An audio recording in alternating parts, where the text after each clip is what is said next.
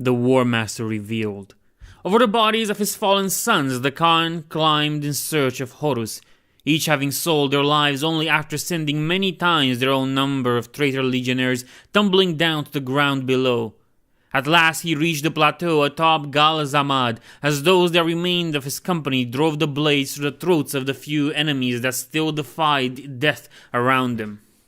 At the foot of the pyramid far below, battle still raged as traitor warriors in the sea of green of the 16th Legion were joined by those clad in the royal violet of the 3rd and the deep crimson of the 17th to repel the white scars. A fog as thick as oil smoke began to coalesce, blocking the Khan's view as he peered back and enveloping the plateau in isolation. With his view of the battle beneath him obscured, Jagatai's sight was drawn to the presence that moved in the haze before him. It was at first an indistinct silhouette in the distance, but as the figure strode closer, the vision became clearer. Horus Lupercal was finally before him.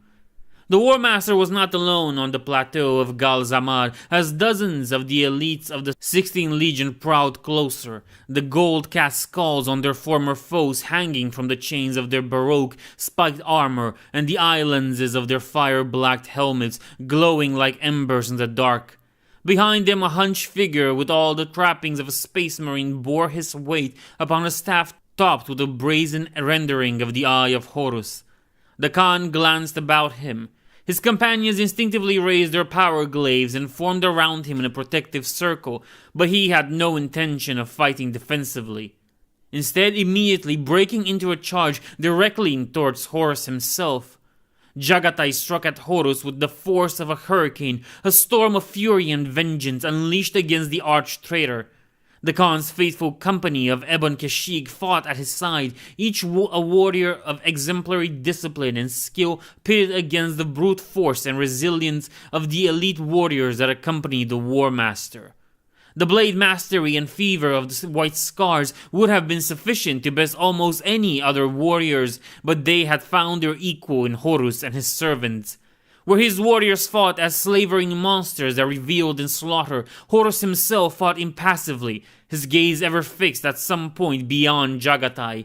He moved to counter each of the Khan's blows with premonitory intuition, maintaining an impervious guard against his deadly sword strikes, the blade of the white tiger Dao skittering from the haft of Worldbreaker in showers of white-hot sparks with each pass.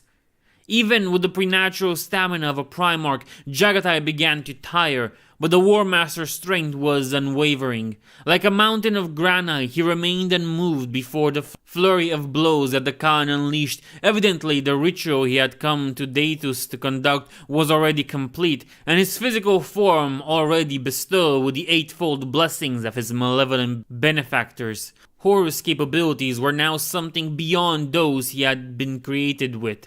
He was enhanced. He had ascended. With a dismissive forward kick to Jagatai's chest, he sent the Warhawk sprawling backwards, where he landed among a heap of his own sons.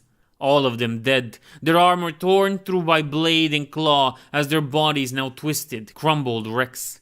Sons of Horus spat guttural Chthonian slurs as they prowled around him, but Horus held them at bay with a subtle gesture of his hand as he loomed over the Khan, who lay prone, breathing heavily with the exertion of battle. Jagatai awaited the coming of a killing blow as the Warmaster raised his enormous spiked mace. But before it was delivered, Horus hesitated, as if reminded of some greater purpose, an eventuality that would yet come to pass. Jagatai searched the face of his brother and looked deeply into his eyes, now black and bottomless pits. No kin of his resided within that physical form any longer. Something hateful and malevolent had taken it as its own. Above, as Horus poised to deliver his brother's end, fire wreathed the skies of Daetus, not of some celestial phenomenon, but the burning ruin of Legion warships, far too many of them bearing the heraldry of the 5th Legion. The blinkered focus of the Khan's assault upon the world had placed his fleet in peril, and as the sons of Horus were reinforced, fresh vessels under the command of Tibalt Mar had moved in response to the attacks. With the overwhelming majority of his warriors committed to supporting the ground assault, the Khan's fleet had resisted the counterattack of the Sons of Horus, who had arrived from their stations within the subsector. But in the face of such overwhelming enemy forces, defeat was imminent. The Lance of Heaven itself and many other ships of the White Scars had come perilously close to being overrun. Their crews voxed hails for assistance unheard by the Khan or any other, as if they had been silenced by some unseen corruption.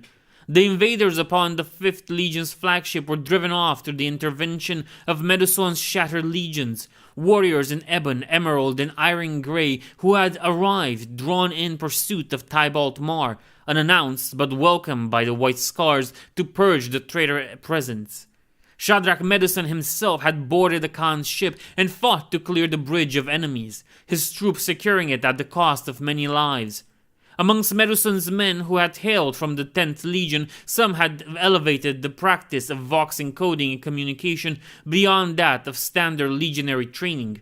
These Space Marines pitted their mysterious skills to bypass the obfuscating pall in their vox networks and re-establish the communications with the troops on the surface of Daetus. For their intervention, the White Scars gave their gratitude to Meduson and his warriors, although their efforts had revealed a dire situation, one of imminent loyalist defeat and the Primarch of the 5th himself in peril. With the primary systems of the vessels once again under their control, the Shattered Legions and the White Scars worked in concert. Meduson was informed that although his Tech Marines were successfully able to fix the location of Jagatai Khan upon the surface of Daetus, the extraction of the Warhawk to relative safety by means of standard teleportation, the equipment that the warriors of the 5th were familiar with, would have been impossible.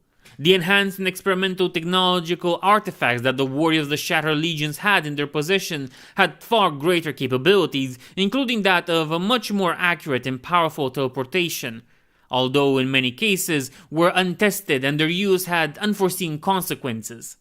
Despite the dire risk, Meduson was pressed to make a choice, for without his intervention the Warhawk would fall before Horus, the effect of which would damn the defense of Terra to almost certain failure. At his command, Meduson's men had initiated the mechanisms of technology, the likes of which existed nowhere else within the Imperium, and opened a rift through physical space, allowing them to reach the surface of Daetus and deliver Jagatai Khan from within the grasp of the Warmaster. The Warmaster towered over Jagatai as he struggled to stand, his limbs giving way under his own weight, as if stricken by some debilitating malady that radiated from Horus. Just as the Khan had finally accepted the imminence of his own end, a blinding flash of pure light erupted around him, the miniature supernova of a teleportation flare. When the whiteout faded, Jagatai was gone, leaving Horus on the plateau surrounded by the scenes of butchery he and his warriors had wrought. But there were no screams of fury at the theft of his triumph over the Khan. Instead, an aura of cold detachment settled over the arch-traitor.